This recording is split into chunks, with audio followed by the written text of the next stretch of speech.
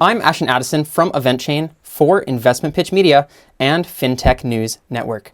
And today on Blockchain Interviews, we have Han Kao, the CEO of Crypto Briefing. Han, thank you so much for being on the show today. It's a pleasure to have you on. Hey, Ashton, how's it going? Great to be here. Very excited. Very excited to hear a little bit about Crypto Briefing as well, Han. If you would just kick it off with, first of all, why did you start Crypto Briefing, and what are you hoping to achieve within the cryptocurrency community?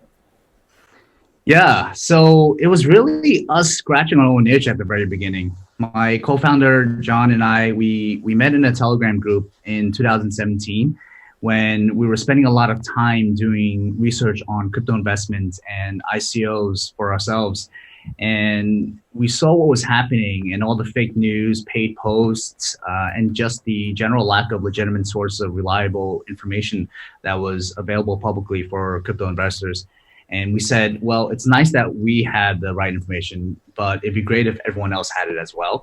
So we said, what can we do? And we realized that there were two main things that were perpetuating the problem of people investing in scams and bad projects. On one hand, it was media, so fake news, paid advertisements, sponsor stories disguised as real news. And on the other hand, the lack of honest reviews, professional analysis, and reporting on these different crypto projects. So we figured, well, since we were doing all this research anyway, we might as well share it with the public and help other people avoid making bad investment, decisions. And so we started Crypto Briefing with the mission to inform, educate, and protect the cryptocurrency investor. And we would do that by having a two-pronged approach, and which would be, on one hand, an editorial component that would publish unsponsored and unbiased, honest news.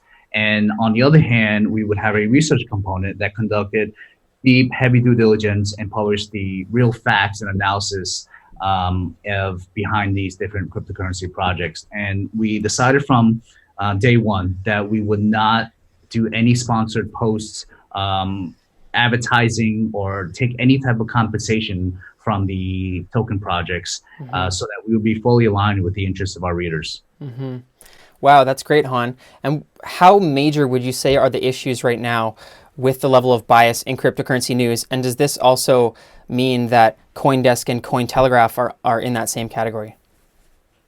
Yeah, that's a really good question. And I think it's important to remember that crypto media companies today exist for a reason. And as a reader, it's really important to understand the economic structure of these news sources that you're reading in order to understand what their true motivations are. And if a crypto media exists to generate profit as their primary objective, then it's pretty straightforward. You follow the money. You see where they generate money, where do they generate revenue? Is it advertising, the sponsorships? And then they'll ultimately prioritize the interests of the advertisers because that's their true customer, not their readers. So as an example, if a media company's biggest advertiser is, for example, Bitfinex and Tether, they go out of their way to publish negative news about Bitfinex to their readership, knowing that if they did so, they may lose their biggest revenue source and ultimately their ability to sustain themselves as a company. And so the line of journalistic ethics becomes quickly blurred and potentially compromised depending on how badly they need an advertiser and how necessary it is to release a piece of news. And so in the end, the customers are no longer the readership, and the readership becomes simply an asset that they leverage for the sake of advertising revenue. And so in order to really remove inherent bias, a media company has to align their economic interests with that of their reader. And unfortunately, that's a lot harder to do than it sounds. Yeah, that definitely sounds like a big dilemma. And with Crypto Briefing, are you guys focused on specific content like technical analysis and trading, or is it more so fundamentals of companies and industry news? Yeah, it's a good question. We get asked that a lot. And so while we spend a lot of time on fundamentals, we focus on both the qualitative as well as the quantitative side of the projects in order for a holistic analysis. So charts are a visualization of quantitative data that helps us visualize and tell a story and also see trends. So for example, Ethereum may have a lot of dApps or on-chain transactions if you look at it from a snapshot. But if you look at a chart of on-chain transactions on Ethereum versus EOS or Tron, you'll see that Ethereum is actively losing ground, especially over the last 6 months. So the short answer is that we look at everything and then we pull together a cohesive story based on both the fundamentals and the quantitative analysis in order to get ahead of the news and to understand the trajectory of a project before stories break. And then we publish these 30 plus page reports detailing our learnings, our analysis, and an overall investment grade that goes along from A to F, giving investors an idea of how strong a project compares to others in the industry from the perspective of long-term viability and sustainability. Mm-hmm. Interesting. And where's your team located, and are you guys growing right now? Yeah, so we are a non-traditional company. We're fully distributed. Everyone works remotely. Our management team is spread out around the world. I just moved back from Singapore. I'm now based in LA. My co-founder John is the managing editor. He's based right outside of St. Louis, Missouri. We've got biz dev in New York. We've got tech guys all around the world. Our research team is based in Europe. And so we, as far as geographic boundaries goes, we definitely have a competitive edge when it comes to acquiring talent, and we're hiring pretty aggressively. We've doubled our team over the last month, and yeah, we're looking to grow pretty quickly. Mm-hmm. That's awesome. Maybe you could touch on the customers a little bit. Where do you see your customers coming from, and how do you plan to grow customer acquisition?